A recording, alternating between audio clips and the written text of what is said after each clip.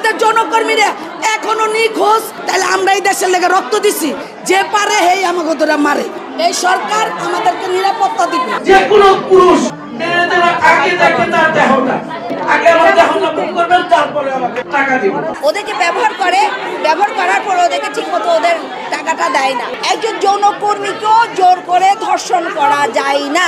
সমস্যা আসলে আপনাদের মানসিকতায়। আপনারা কোনোভাবেই মেনে নিতে পারছেন না যে একজন নারী যৌন পেশায় থাকতে চাইতে পারে, তার এই চয়েসটাকে আপনারা সম্মান করতে পারছেন না। তারা কিন্তু আপনাদের করুণা চাইতে আসে নাই যে আমাদেরকে বিকল্প পেশা দেন, আমাদেরকে সমাজে প্রতিষ্ঠিত করে দেন, এটা কিন্তু তারা বলছে না। তারা বলছে আমরা মানুষ, আমরা নারী হিসাবে নির্যাতিত হচ্ছি, এই নির্যাতনের শেষ আমরা চাই এবং মানুষ হিসেবে আমাদের মর্যাদা আমরা চাই। শ্রেণী পেশা নির্বিশেষে প্রতিটা মানুষের কিন্তু এই অধিকার, আপনারা এই অধিকার নিয়ে কথা বলবেন, তার জন্য আপনাদেরকে ডাকা হয়েছে। করুণা করার জন্য বা বিকল্প প্রস্তাব দেওয়ার জন্য আপনাদেরকে ডাকা হয় নাই। যে দেশের স্বামী স্ত্রীকে দিয়ে ব্যবসা করায়, ওই দেশে আমাকে কি সিকিউরিটি আপনি দিবেন? আমাকে বিকল্প আয়ের জন্য আপনি কোথাও অফিস আদালতে দিবেন, কাজে দিবেন, আমার যৌনকর্মী বলবেন।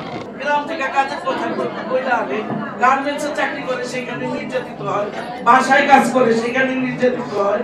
ওই অমুকের মেয়েদের আগে দেখে তার দেহটা।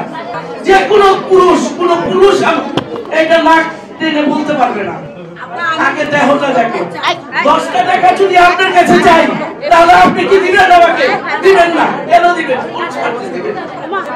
আগে আমার দেহটা বুক করবেন, তারপরে আমাকে টাকা দিবেন। তো আপনাদের কাছে আমাদের অনুরোধ, আমরা অনুরোধ করছি, রিকোয়েস্ট করছি, ভাই সন্তান হিসাবে আমরা আমাদের মেয়েদের যে ধরনের অত্যাচার নির্যাতন হচ্ছে, তাদের জন্য আপনাদের এক কলম লিখে দিলে অন্তত পক্ষ কিছুটা হয়তো আমরা নির্যাতন কম হবে।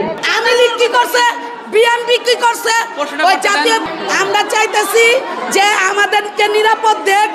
আমরা নির্যাতিত হইতাছি, আমরা এই আন্দোলনের সিংহা, আমাদের মেয়েরাও গুল্লি খাইছে, আমার মেয়েরাও মরে গেছে, আমাদের যৌনকর্মীরা এখনো নিখোঁজ।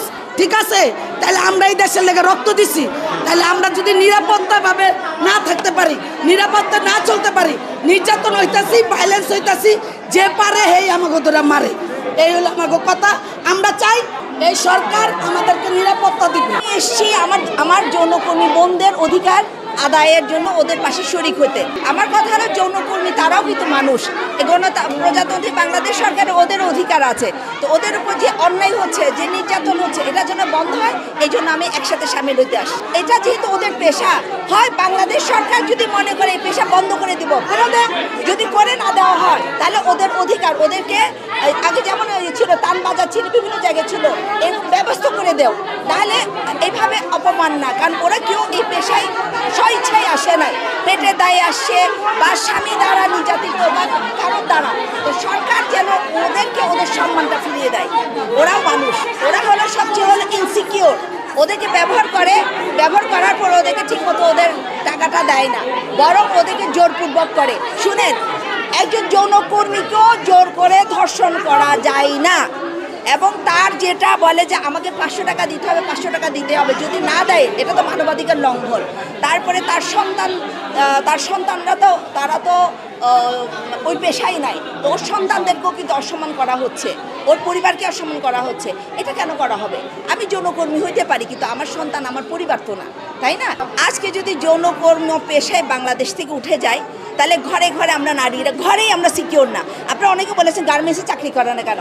গার্মেন্টসে আমার মেয়েরা সিকিওর না, ঘরে আমার মেয়েরা সিকিওর না, ঘরে মালিক দ্বারা সিকিওর না, ঘরে মালিক আমার স্বামী মেয়েটাকে নির্যাতন করছে, কিন্তু বউ স্বামীকে কিছু করতে পারছে না, তাহলে তো আমি তো কোথাও সিকিওর না। তাহলে মেয়ে যৌন কাজ থেকে আমি পেশা হিসাবে নিলাম, এটা আমার যৌনকর্মী বোনদের কথা, বুঝতে পেরেছেন? তাহলে সরকার এটা একবারই বন্ধ করা কোনো দেশেই সম্ভব না। তো সরকার এবং আমরা যারা সমাজকর্মী আছি, মানবাধিকার কর্মী আছি, নারী নেত্রীরা আছি, যৌনকর্মী বোনদের সাথে বসে সুন্দর একটা সুরাহা অবশ্যই আনতে পারবো, যে এটা ছাত্র সমাজ, তাই না?